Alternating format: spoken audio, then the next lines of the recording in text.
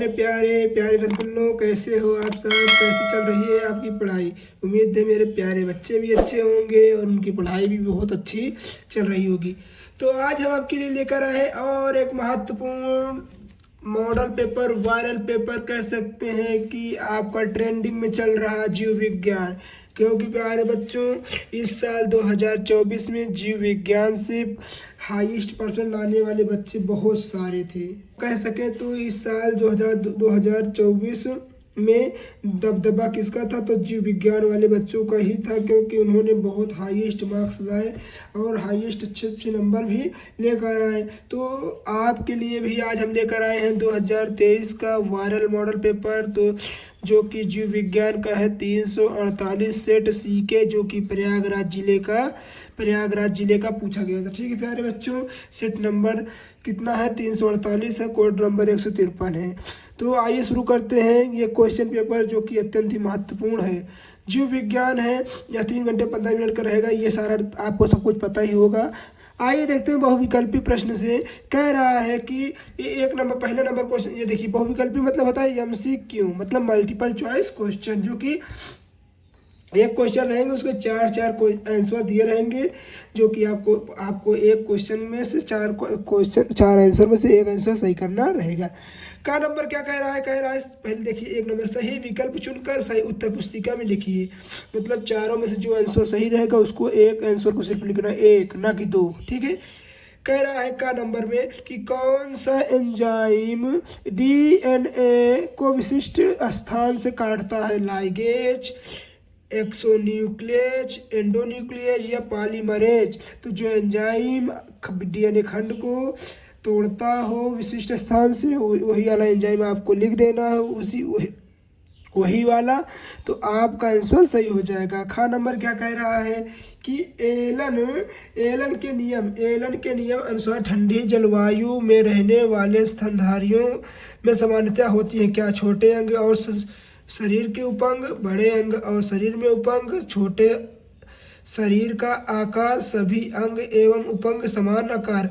मतलब कि जो एलान जो वैज्ञानिक थे, उनके नियम के अनुसार जो ठंडे प्रदेश में लोग रहते थे, जो स्तनधारी रहते थे, उनमें से कौन सा विकार है? प्लीज कमेंट में जरूर बता दीजिएगा। गा नंबर कह रहा है मेंडल के द्विसंकर संकरण का फिनोटाइप अनुपात लिखिए। क्या इसका अनुपात 9:3, 3:1 होगा, या 9:7 होगा, या 3:1 होगा, या 1:2:1 होगा? तो जो इसका सही आंसर है आप प्लीज कमेंट में जरूर बता दीजिएगा, नहीं तो हम तो इसका जब सेट पेपर लेकर आएंगे तो जरूर कराएंगे। घ नंबर क्या कह रहा है? टेस्टोस्टेरोन हार्मोन्स का स्त्रावण होता है कि कहाँ से होता है? सर्टोली कोशिका द्वारा होता है, अधिवृषण द्वारा होता है, जनन कोशिका द्वारा होता है, लीडिंग कोशिका द्वारा होता है। तो हम आपको बता दें कि इसमें जो टेस्टोस्टेरोन होता है वो लीडिंग कोशिका द्वारा ही होता है। ठीक है। 2 नंबर क्वेश्चन देखिए प्यारे बच्चों, जो कि निश्चित उत्तरी है, मतलब कि इसमें ऊपर बहुविकल्पी तो नहीं है, इसमें आपको बहुत छोटा सा आंसर लिखना रहेगा, जो कि आपके एग्जामिनेशन के लिए अत्यंत ही महत्वपूर्ण है। कह रहा है ZIFT का फुल फॉर्म और MTP का पूरा नाम लिखिए। Multi medical terminating of pregnancy, और इसका फुल फॉर्म आप बता दीजिएगा। ठीक है। खा नंबर क्या कह रहा है? सह प्रभाविता को परिभाषित कीजिए। इसको भी हमने करा दिया है।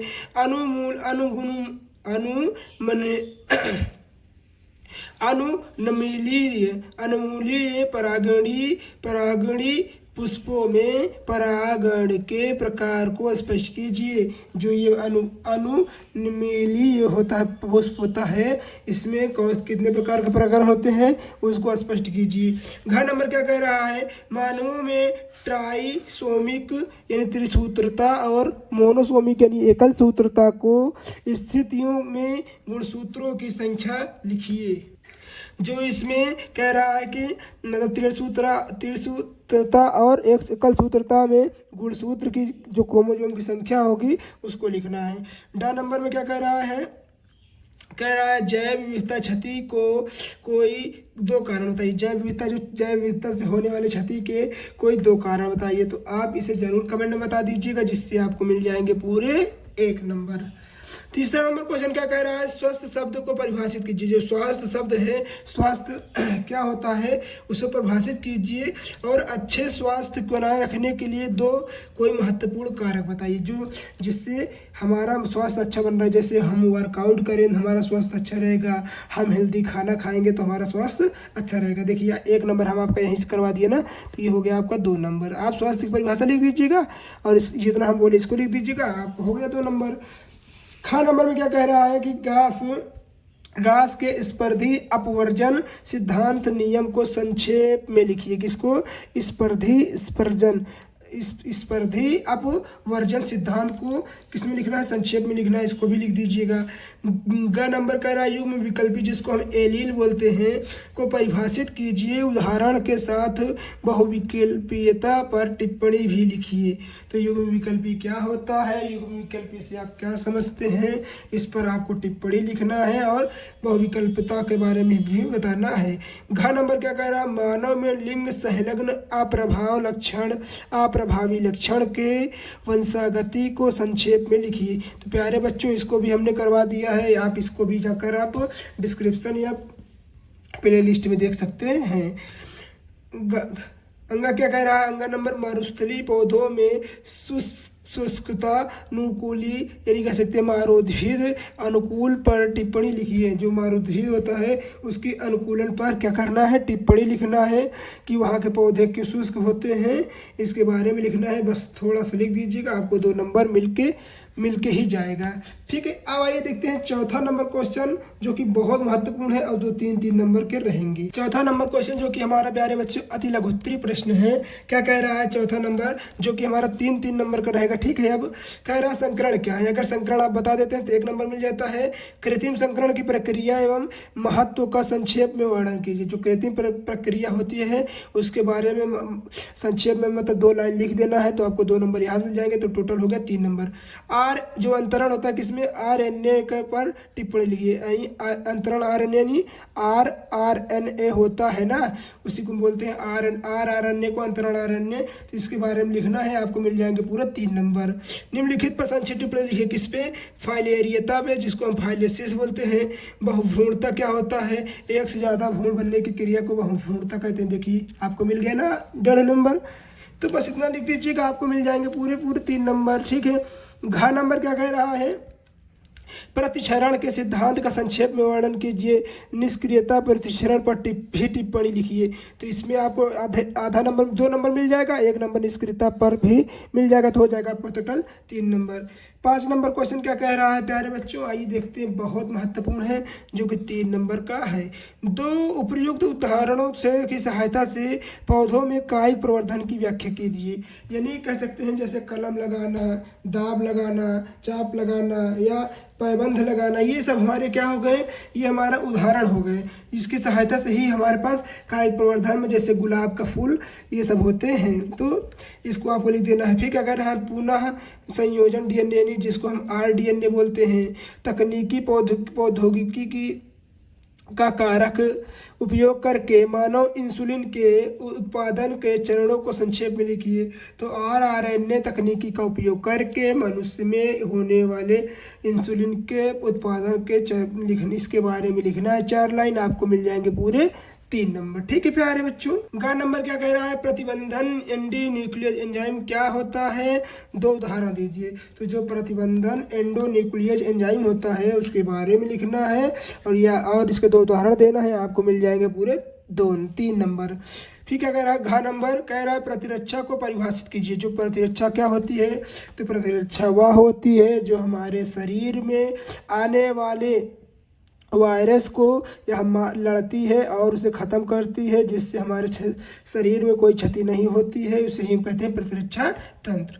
उपयुक्त उदाहरण देते हुए जन्मजात प्रतिरक्षा तंत्र बताइए, जिससे माँ का दूध हो गया, तो ये हमें ज़िंदगी भर हमें बचाता है, किससे, रोग वायरस से बचाता है। तो ये हो गया हमारा जन्मजात प्रतिरक्षा। देखिए आपको 3 नंबर मिल गया ना यहीं से। तो इसी प्रकार आपको बहुत साधारण आंसर मिल जाएंगे प्यारे बच्चों, बस आपको कमेंट करने की आवश्यकता है। 6वां नंबर क्वेश्चन क्या कह रहा है, वाहिद मल को परिभाषित कीजिए। तो इसको तो हम नहीं बताएंगे, ये बहुत सरला है।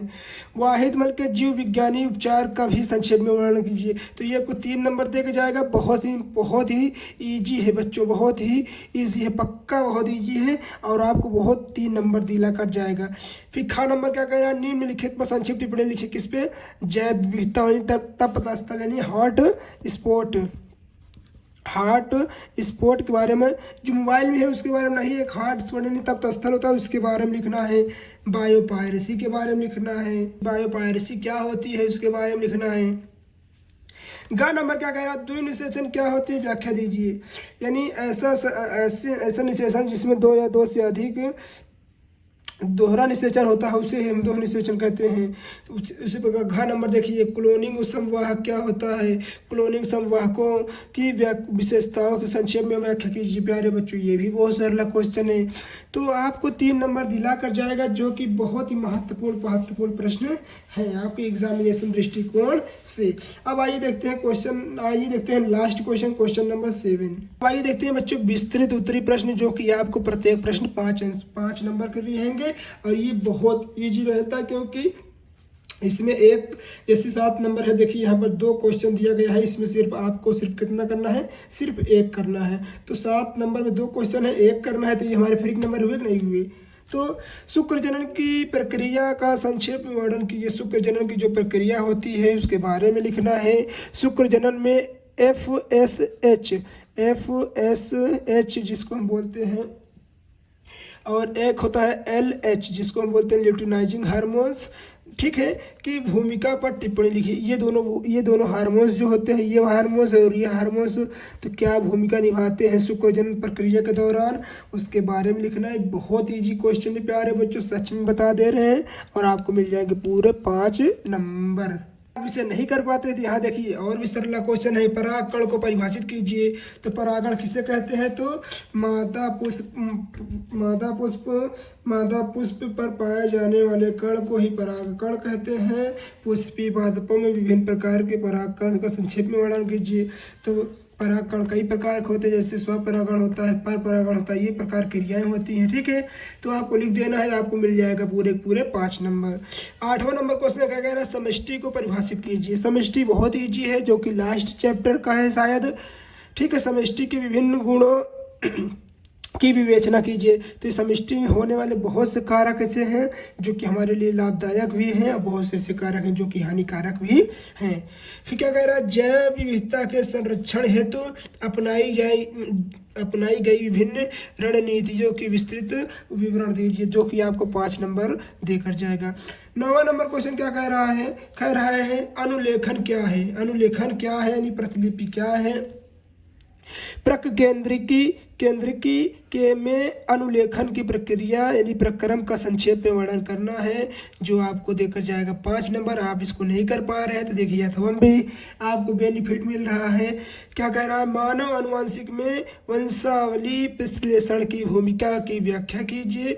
जो मानव आनुवंशिकी में वंशावली होती है, यानी एक वंश से दूसरे, एक जैसे माता पिता का कोई जीनोम नहीं होता, एक जीनोम दूसरे जीनोम में जाता है, तो उसी के बारे में व्याख्या करना है। वंशावली विश्लेषण में प्रयुक्त प्रतीकों पर टिप्पणी लिखिए। तो मतलब कि इसमें कौन कौन से प्रतीक का, यानी जैसे हो गया यक्स होता है एक और एक होता है यक्स वाई, तो यही होता है हमारा प्रतीक, यानी इसके बारे में भी व्याख्या करना है। तो प्यारे बच्चों ये हुआ हमारा पूरा मॉडल पेपर, जो कि एक वीडियो में ही समाप्त हो गया। अगर आप कमेंट करेंगे तो इसका हम आंसर भी लेकर आएंगे। अगर आपको वीडियो अच्छी लगी हो तो प्लीज़ वीडियो को लाइक कर दीजिएगा एंड चैनल को सब्सक्राइब भी कर दीजिएगा और शेयर करना अपने भाइयों और दोस्तों तक नहीं भूलिएगा। मिलते हैं किसी और मज़ेदार वीडियो में, तब तक के लिए धन्यवाद।